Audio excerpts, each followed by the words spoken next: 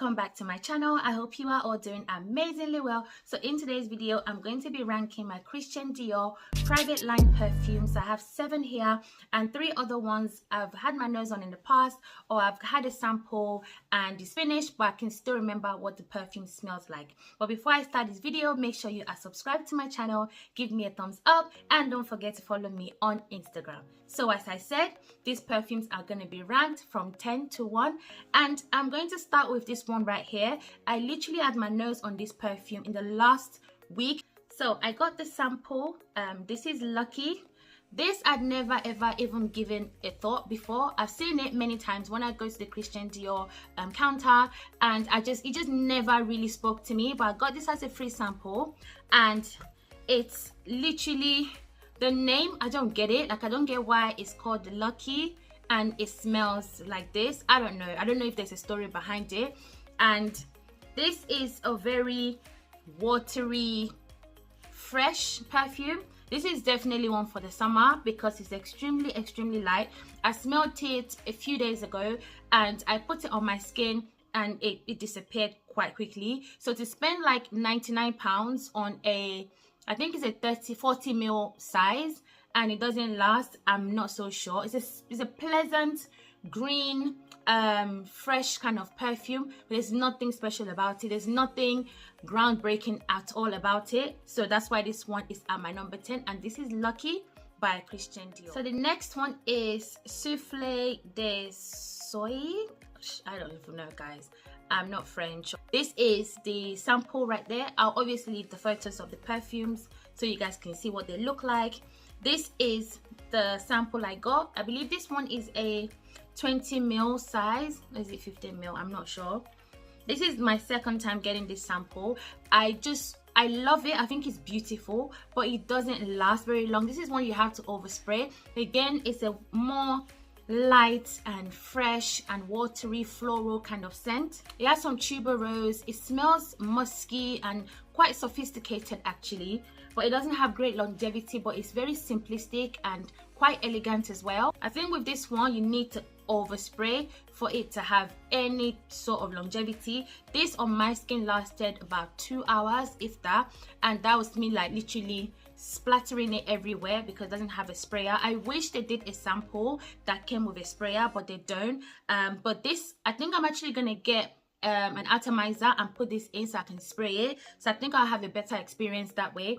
But yeah, this is like your floral, light, tuberosy type kind of perfume with some muskiness, and it has a bit of aromatic vibe as well. It's a beautiful perfume, but I wouldn't also go ahead and spend, you know, that amount of money on a perfume that's not really gonna last much, but it's beautiful. So this is Souffle something, yeah, by Christian Dior. So the next one is the Cashmere right here.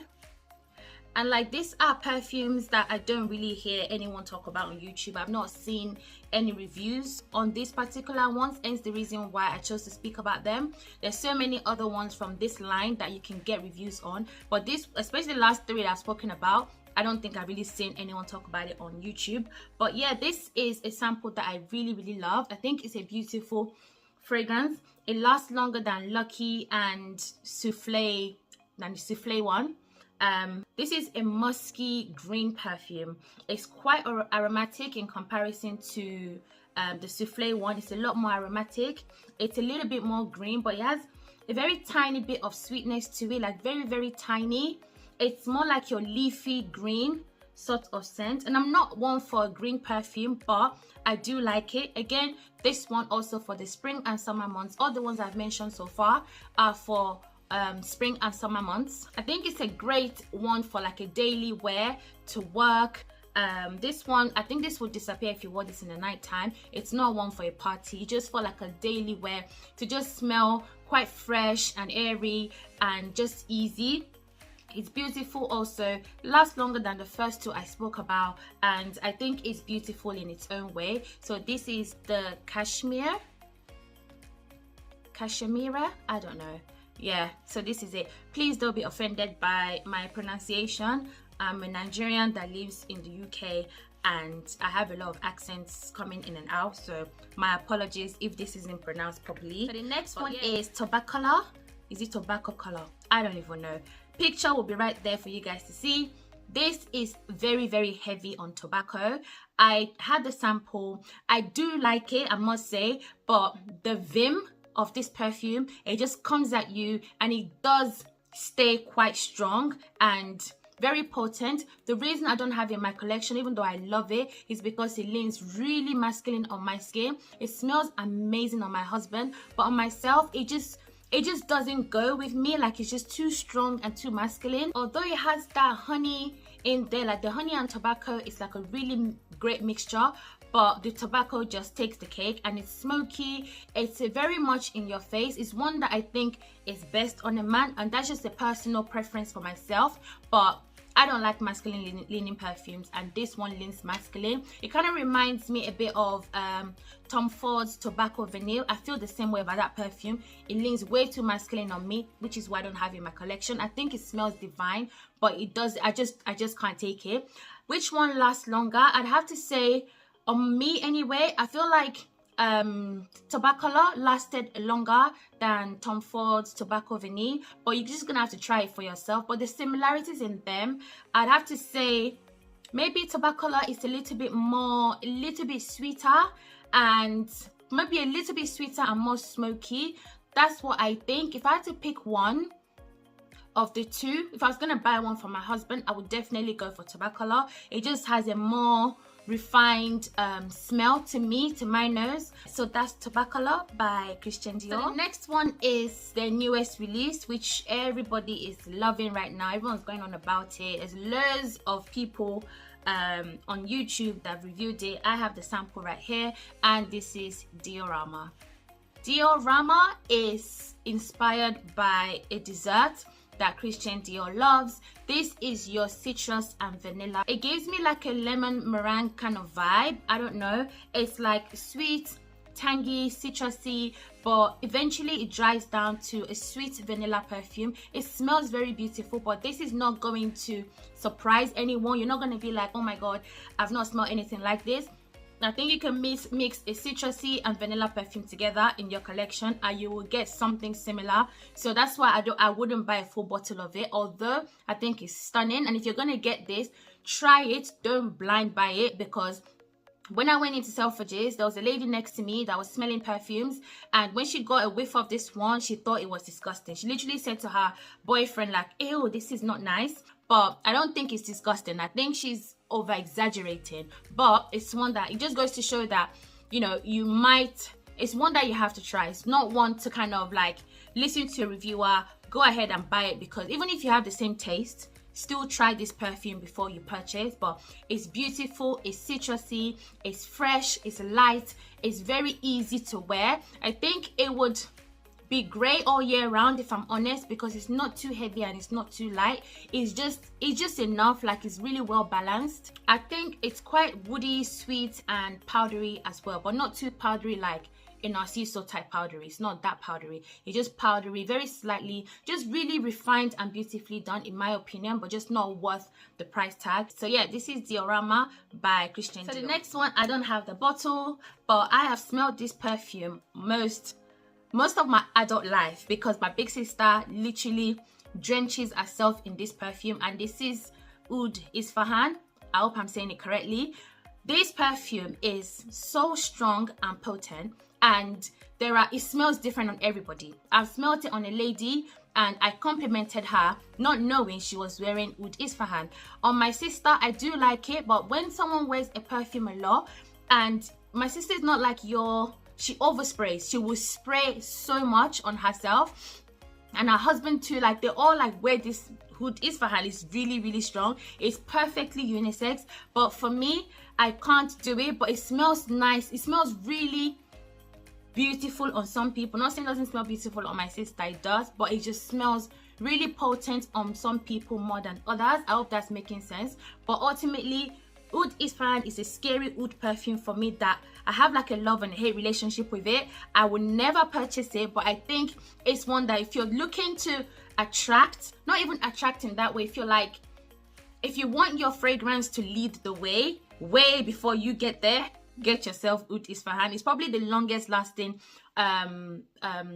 of this particular line, in my opinion, because I've tried them all, and Oud Ispahan literally doesn't go away. It does not go away. You wash your clothes, you go dry clean it, it will still be there. It just doesn't go away. It's a beautiful oud perfume, very strong and woody and earthy as well. So yeah, that's Oud Ispahan by Christian. Next one on my list is Belle De Jour. Belle De Jour. This is your beautiful. This is so beautiful. I can't even tell you. I literally finished my sample a couple of days ago. I should have known that I was going to do this video and kept it, but I literally like just doused myself in the remainder of the sample. But the reason I don't have this perfume is with me is because it's not in stock when I went into Selfridges. I'm not sure if it's online. I'm going to check. If it is, I'm definitely going to get it because it's really, really stunning. It's basically a fruity rose, sweet, very pretty scent, very pretty. It's one that I would recommend for a bride because it's just so pretty and feminine and floral and sweet, and it's really, really long lasting. It's a light perfume, but it literally stays on your skin for a very long time. It just like melts into your skin nicely. I remember the first time I tried the perfume, I was with my best friend, and when she put it onto her skin and I put it onto my skin, it smells different on the both of us, but it smells beautiful on the both of us. It's such an amazing fragrance. So that's Belle De Jour by Christian Dior. So the last three perfumes on this list, I actually have the bottle right here, and I literally took ages putting it together to kind of figure out, okay, which one's going to be number 3, 2 and 1, but I think I've got it now. And my number 3 is going to be Ambre Nuit. And this is shocking because you guys already know I've been talking about getting another bottle of this, but honestly I need to watch how I spend because we're getting closer to Christmas. My children's birthdays are around this time of the year, and I just can't be buying perfume anyhow. But this is Ambre Nuit. It's a beauty, guys. This is a gorgeous perfume. It's sparkling, it's bright. It's, to me, although I think I kind of fluctuate between thinking is this summer, is this winter. This is all year round for me. I've worn this all year round, although it probably is better during autumn and winter. No, during summer and spring, I would say, because of that brightness and that very light aspect to it. This is your fruity floral with a lot of depth and a lot of beauty. Oh, I love this perfume. This has amber, it has rose, it has bergamot, it has pink pepper. It's just absolutely stunning. This, I think, is a lot of people's favorite from the line. I've literally not heard anyone not liking this perfume. It's really beautiful. As you guys can tell, this is all I need to show you guys. I just need to be like this. You know that I think it's amazing, and put it down and I can talk about the next perfume. But yeah, this is a stunning one, guys. It's Ambre Nuit by Christian. And at my number 2 is Dior. By the way, these are the biggest bottle size, 250 ml. These bottles are. I just like how big they are. Like, I just literally eventually want to collect all the ones that I really love and just put them on my vanity and just admire them. Dior is wow. It's a wow fragrance. This, I remember spraying this on my sister-in-law, and we're gonna go out and she had forgotten her perfume, and then she was just like, what should I wear? So because she's so into her perfume, I can't just give her anything. So I brought this down. I brought a couple of other fragrances down for her to smell. The moment I sprayed this, she was like, yep, this is the perfume I want to wear. This is, for me, your going out perfume. I don't wear this on a daily basis. I wear this mostly when I'm going to dinner. This is a very sweet, heavy on the oak moss, heavy on patchouli. It's got rose in there. Don't even fret, even if you don't like patchouli. This is done extremely beautifully in this perfume. I think it's absolutely amazing. It's very different, it's very long lasting. It's one to definitely have in your collection. Also unisex, and also I would wear this all year round. Like, there's certain perfumes that I would never wear in certain seasons, but generally I wear my perfumes when I feel like it. Like, if it's cold and I feel like wearing light blue intense, I'm going to wear it. So But in this case, I feel like this one is definitely an all year rounder and it's just stunning. This is Gris Dior by Christian Dior. And at number 1 is Fève Delicious. Fève Delicious. This is my number 1. This is the newest bottle to my collection because I did have the sample a while ago and I've just been meaning to buy the perfume, and the moment I heard it was going to be discontinued, I was like, give it to me now. I went and purchased this 2 weeks ago and I'm obsessed. This came into my life at the right time. We are now in autumn and winter and I cannot wait to wear this every day. I'm sure by the time autumn and winter is over, this is gonna end up looking like this, because this is tonka, this is caramel, this is vanilla, this has some cherry, cacao, is smoky, it's woody. The ultimate autumn and winter perfume. I'm still going to do a dedicated review to this beauty right here. I don't know when it's gonna come out, but it's going to come out. It's an amazing fragrance that I'm really obsessed with. It's syrupy. It's not for everyone. Believe me, this is not for everyone. It's not everyone that's going to like it. I love it because I think it's a true gourmand perfume that has all the right notes, and the notes actually translates to what this is supposed to smell like. You know, sometimes you get some notes of a perfume and you're just like, yeah, this smells like it's going to be amazing, and you get it and you spray it and it's a disappointment. This is not like that. The notes fits the perfume, the name fits the perfume. I think it's stunning, and that's why it's at my number 1. So this is Fève Delicious by Christian Dior. So guys, that's it for this video. I hope you like my ranking. Let me know if you agree with me in the order in which I've ranked them. Let me know what's your favorite Christian Dior perfume. Doesn't have to be from the private line, it could be from the normal line as well. Let me know in the comments down below. I cannot wait to read your comments. Please don't forget to comment, don't forget to like, don't forget to subscribe to my channel, and I cannot wait to see you guys in my next video. Thank you for watching. Bye.